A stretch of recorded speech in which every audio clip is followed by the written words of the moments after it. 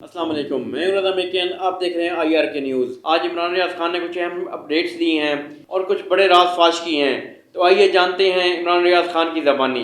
ہمارے ایک دوست ہیں، صحافی ہیں، شاعر ہیں، احمد فرحات صاحب۔ وہ غائب ہیں گزشتہ چند دنوں سے، ان کا کچھ پتہ نہیں چل رہا۔ ویسے جو لوگ غائب کرتے ہیں یا جیسے لوگ پاکستان میں غائب ہوتے ہیں یہ تو سب کو پتہ ہی ہے۔ اب اس وقت کچھ ڈیولپمنٹس ہیں وہ میں آپ کے ساتھ شیئر کرنا چاہتا ہوں، اور یہ بڑی اہم ڈیولپمنٹس ہیں۔ یہ جو جیو نیوز نے رپورٹ کیا اور باقی سارے ٹی وی چینل نے بھی رپورٹ کیا ہے، میں ایک رپورٹ آپ کو پڑھ کے سناتا ہوں۔ اسلام آباد ہائی کورٹ کے جسٹس محسن اختر کیانی نے شاعر اور صحافی احمد فرحات کی گمشدگی سے متعلق کیس کی سماعت کی، جس سلسلے میں احمد فرحات کی وکیل ایمان مزاری نے عدالت میں دلائل دیے، جبکہ وزارت دفاع کے نمائندے اور متعلقہ حکام عدالت میں پیش ہوئے۔ ایمان مزاری نے عدالت میں ایک بڑا انکشاف کیا۔ انہوں نے کہا کہ احمد فرحات کی اہلیہ عروج زینب کو واٹس ایپ کے اوپر ایک کال آئی اور اس میں کہا گیا کہ عدالت میں اپنی درخواست واپس لے کر یہ بیان دے دیں کہ احمد فرحات اپنی مرضی سے کہیں گئے ہیں تو پھر فرحات ہفتے کو واپس آ جائے گا۔ یہ واضح طور پر جبری گمشدگی کا کیس ہے۔ اغوا برائے تاوان ہوتا تو واٹس ایپ کال کرنے والے پیسہ مانگتے۔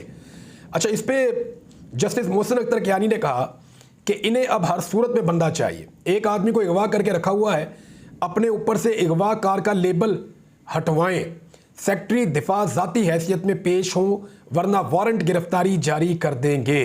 وزارت دفاع کے نمائندے نے عدالت کو بتایا کہ آئی ایس آئی نے کہا کہ ہمارے پاس موجود نہیں ہے، جس پر عدالت کا کہنا تھا کہ آپ تحریری طور پر جواب جمع کروائیں، میں وزیر دفاع کو بلاتا ہوں۔ جسٹس محسن اختر کیانی نے ریمارکس دیے کہ سیکٹری دفاع اور ان کے افسر عدالت کو جواب دیں۔ اسلام آباد ہائی کورٹ نے سیکٹری دفاع کو جواب جمع کرنے کی ہدایت کر دی۔ ایڈیشنل اٹارنی جنرل نے بتایا کہ ہم نے ایف آئی آر درج کرائی ہے، جس پر جسٹس محسن اختر کیانی نے اظہار برہمی کرتے ہوئے کہا کہ ایف آئی آر درج کر کے آپ نے کوئی احسان تو نہیں کیا، یعنی وہ تو ان کا کام ہے۔ عدالت نے ریمارکس دیے کہ میں جب فیصلہ دوں گا تو پھر یہ معاملہ گمشدگی سے کہیں اور چلا جائے گا۔ یہ معاملہ اتنا آسان نہیں ہے کہ جب چاہے کسی کا دروازہ توڑ کر بندہ اٹھا لے۔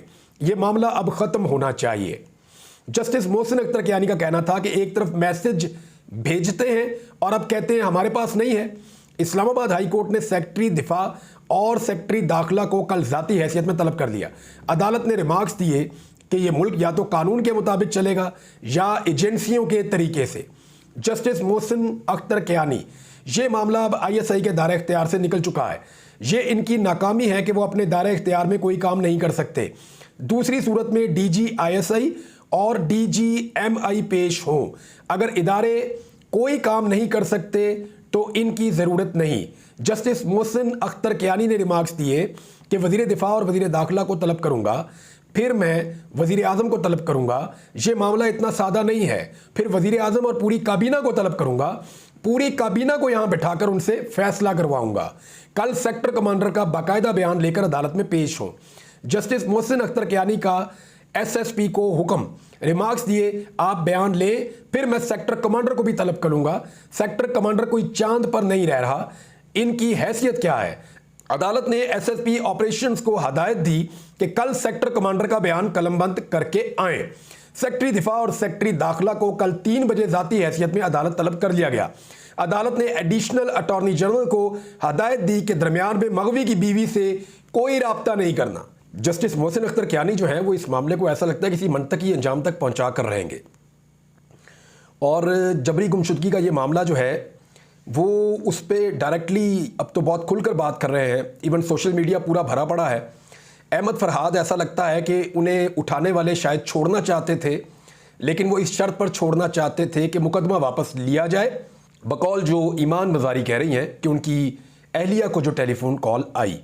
اب میرے خیال میں یہ سلسلہ بند ہونا چاہیے۔ کسی کو اغوا کر لینا، اٹھا لینا، ماورائے قانون اپنے پاس رکھنا، یہ کسی بھی جمہوری معاشرے کے اندر اس کی گنجائش نہیں ہوتی۔ اور شاعروں کو، ادیبوں کو، لکھاریوں کو، صحافیوں کو، ایسے لوگوں کو اٹھا کر سوچ کو بدلا نہیں جا سکتا، بلکہ سوچ کے اوپر لینٹر ڈالا جا سکتا ہے۔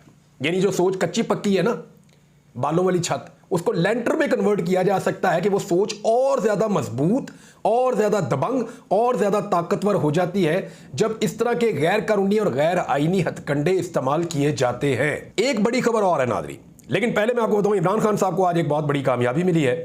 9 मई और आज़ादी मार्च समेत 3 मुकदमात में इमरान खान साहब बरी हो गए हैं। इस्लामाबाद की मकामी अदालत यानी रोज़ की बुनियाद पे इमरान खान साहब के जिस तरह रोज़ाना मुकदमे बन रहे थे ना, 2-3, अब वैसे ये मुकदमात ख़त्म हो रहे हैं। इमरान खान साहब और उनकी पार्टी के बहुत सारे लोग बरी हो रहे हैं।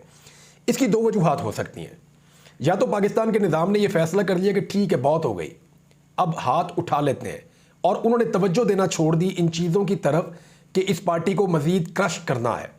या तो ये वजह हो सकती है, या दूसरी वजह जो बज़ाहिर दिखाई दे रही है कि अदलिया ने जागने का फ़ैसला कर लिया है, या अदलिया ने अपनी खोई हुई स्पेस वापस लेने का फ़ैसला कर लिया है।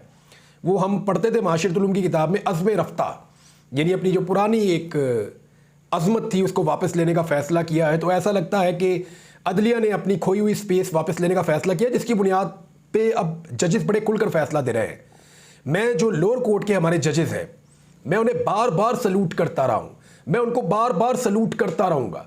वजह यह है कि मैंने अपनी आंखों से देखा और अपने कानों से सुना कि कितने शदीद दबाव के अंदर, कितनी बदतरीन सूरत हाल के अंदर वो हमें इंसाफ देते रहे हैं। ना सिर्फ मुझे उन्होंने इंसाफ दिया, वो 3 दर्जन मुकदमे तो मैंने लड़े, और मैं 3 दर्जन मुकदमे लड़के भी अगर आपके सामने बैठा हूँ पिछले 2 साल में, तो यानी 1 महीने का 1 मुकदमा बनता है या इससे ज़्यादा बनता है। अगर 2 साल में 3 दर्जन के करीब मुकदमे लड़के मैं आपके सामने बैठा हूँ, तो ये हमारे लोअर जुडिशरी के जजेस थे जिनकी वजह से मैं आपके सामने बैठा हूँ। उन्होंने मुझे हर जगह पे इंसाफ दिया, तो उनका बहुत शुक्रिया। वो बहुत मुश्किल हालात में बहुत मुश्किल काम कर रहे हैं। तो यहाँ पे भी इमरान खान साहब भी बाइज़्ज़त बरी हो गए, शेख रशीद, फैसल जावेद, और इनके अलावा जो बाकी लोग बरी हुए उनमें अली नवाज अवान और शाह महमूद कुरैशी, कासम सूरी, राजा खुरम नवाज़ और बहुत सारे लोग जो हैं वो बाइज़्ज़त बरी हो गए हैं। और ज़रताज गुल भी बाइज़्ज़त बरी हो गई हैं, असद उमर भी बाइज़्ज़त बरी हो गए हैं, सैफुल्लाह नियाज़ी, बहुत सारे और लोग हैं। तो ये पाकिस्तान तहरीक इंसाफ के लिए बहुत बड़ी और बहुत अच्छी खबर है। उन्हें चाहिए कि वो जब इस तरह का उनको इंसाफ मिले तो उस पर शुक्रिया भी अदा किया करें अदलिया का। हालांकि बड़ी लेट उनको इंसाफ मिल रहा है, लेकिन कम से कम अब उन्हें इंसाफ मिलने का आगाज़ हुआ है। तो ऐसे बहादुर जजेस को थैंक्स बोलना चाहिए, उनका शुक्रिया अदा करना चाहिए। नाज़रीन, 2 खबरें छोटी छोटी मैं आपको दे दूं। एक तो बड़ी अफसोसनाक खबर है कि जो हमारा फ़लस्तीनियों के हक़ के लिए एक मुज़ाहरा चल रहा है इस्लामाबाद में, सहाफ़ी कर रहे हैं, उसमें शरीक होते हैं, बार बार हमारे सहाफ़ी दोस्त जाते हैं, वो शिरकत करते हैं, वो ऐलान भी करते हैं। उनके अलावा यानी गज़ा के लिए हम कर रहे हैं, जो रफ़ा में मुसलमानों के साथ हो रहा है, जो जुल्म और बर्बरियत इसराइल कर रहा है, उसके हक़ में आवाज़ उठाना हम सबका हक़ है। अब जमात इस्लामी उसमें पेश है। सेनेटर मुश्ताक अहमद साहब जो हैं वो उसमें सबसे आगे हैं, और उन्होंने इस पर बड़ी कुर्बानी भी दी है। उनकी फ़ैमिली के ऊपर मुकदमात हुए, उनके अपने ऊपर मुकदमात हुए, उनके साथ बड़ा जुल्म भी हुआ, माजी में भी होता रहा, अभी भी हो रहा है। तो उन्होंने बड़ी आवाज़ उठाई है इस मामले में। अब अफसोसनाक वाक़े में ये हुआ कि रात के एक शख्स ने जो है वो गाड़ी चढ़ा दी और 2 मुज़ाहिरीन शहीद हो गए इस वाक़े में। और गाड़ी चढ़ाने के बाद वहाँ पे पुलिस को बता रहे थे बार बार जो बाकी मुज़ाहिरीन है कि वो खड़ा है, पकड़ो पकड़ो उसको। और वो पुलिस के सामने पहले वहाँ पे खड़ा रहा और वीडियो भी बनी, उसके बाद वो वहाँ से चला गया। तो बाद में जो है वो उस आदमी को गिरफ़्तार करके उसको थाना कोसार मुंतकिल कर दिया गया है। लेकिन पुलिस ने, पता नहीं बासर आदमी है या क्या वजह है, ड्राइवर की शनाख्त जब ये खबर मेरे पास आई तो तब तक तो जारी नहीं की है। बहरहाल इसमें जो है वो सेनेटर मुश्ताक अहमद साहब कह रहे हैं कि इस खून नाहक के ज़िम्मेदार शहबाज शरीफ और इस्लामाबाद पुलिस है। 8 रोड से जारी पुरअमन धरने पर सोची समझी साजिश के तहत हमले के मनसूबा साजों को गिरफ्तार किया जाए। वो इसको एक कत्ल का वारदात करार दे रहे हैं और उनकी बात सुनी जानी चाहिए। तो नाज़रीन, ये थी आज की अहम अपडेट्स। इसी के साथ अपने मेज़बान रज़ा मेकन को इजाज़त दें। अल्लाह हाफ़िज़।